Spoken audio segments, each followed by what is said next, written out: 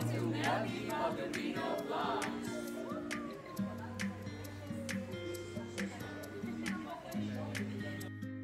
This is Melody Baldovino Vlogs, and today magpapaka down to earth tayo, guys.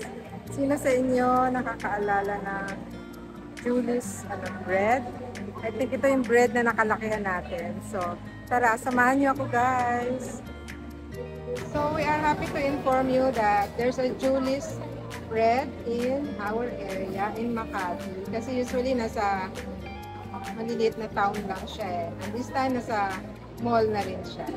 So, samahan niyo po, guys, as I explore. Ipapakita ko sa inyo yung mga bread na nakalakihan natin. So, as an ordinary citizen na kagaya ko, nakalakihan ko din itong Julie's. And napag-alaman ko na ang Julie's pala was originated in Cebu. So, ipapakita ko sa inyo yung mga bread na nakalakihan natin. Tara, guys! So, ito yung mga bread na nandito. Sobrang natuwa ako kasi last December, meron na to dito. So, yung pang New Year na bread, meron silang ganon. This is Monay. Sino lang di nakakaalala ng Monay? Mongo basket. And we have torta. Torta with raisin. Torta, alam ko sa torta, uda. The egg pie. Kanina binalikan ko to the egg pie. I go for this, the pineapple. Sobrang sarap this one. Ubi bar. Parang recently lang nauuso yung mga ubi bar. No? Ayan. Ayan. Puto mamon, banana crunch. There's the famous Spanish bread. And pan de coco. Ayan. Yum, yum, yum. Maglaway ang mga nasa abroad. This one is cheese churros. Yes. Ayan. Sarap. I don't know what is pinangkal, pero sabi nila masarap. And of course, they have banana cake. O, diba? Saan ka pa? 10 piso lang isang slice. We have violet cream. Wow, yummy! This one also is ograciosa. Violet crinkles. Favorite nyo po ang Julie's. Wow! This one is Choco German. I think this one is mga bago-bago na to. Pang millennial na to ah. Of course, ayan, the usual.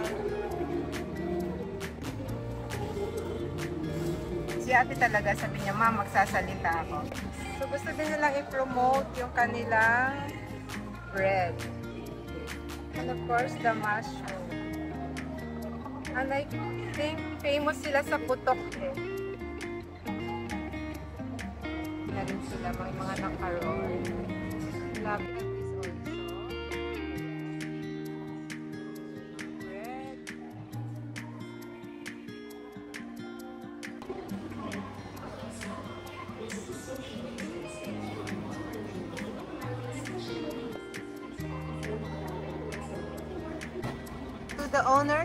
To the owner and owners of Julie's, thank you ha. Thank you so much na naglagay kayo dito sa Makati. Kasi hinahanap-hanap naman talaga to ng not only the common tao, but of course kahit yung mayayaman. Gusto din nila yan kasi yung mga bread na nung unang panahon.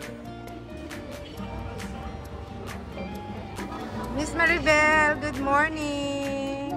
So, kasi sobrang fan ako ng Julie's talaga kasi we used to live in one of the subdivisions sa Novaliches and meron nito.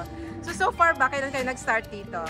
So nagsimula po kami December 8. Kaya nung Pasko talagang boom na boom yung So far pa, ano yung pinakamabili dito?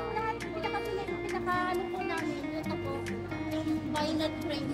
Okay. So sa customer namin and then Sunday ko almost lahat ng side namin. So pakita mo nga sa akin ngayon kung nasaan yung famous putok.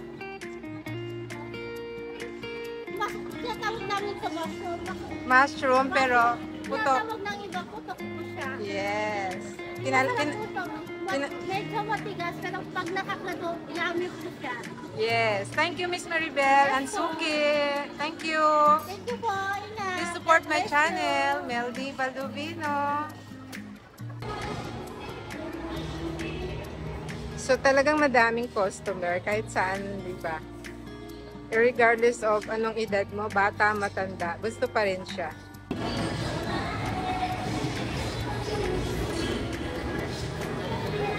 I'm with my Maribel right now and this is Walter Mar Julius. Punta na kayo dito, guys. Thank you!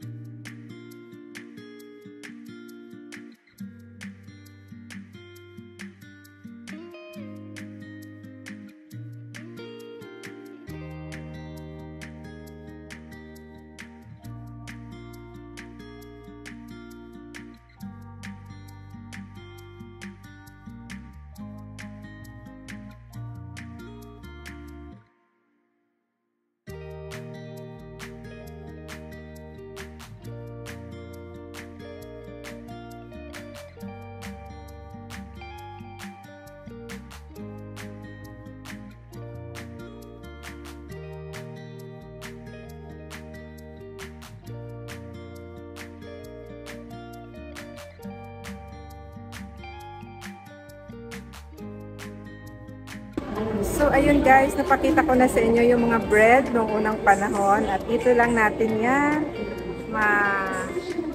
Kasi maganda yung quality, masarap, malinis at ito yung Julius, no, na nagmula pa sa Cebu. Thank you very much for supporting my channel. This is Meldy Baldovino Vlogs. Pinabati ko lang si Meldy Baldovino at syempre, subscribe na rin tayo kay Meldy Baldovino Vlogs para na matuwa siya na kayo'y nagsisubscribe sa kanya. Please do subscribe to Meldy Baldovino Vlogs. Kaya natin mga bate, at ako, kahit ako, masusubscribe ko.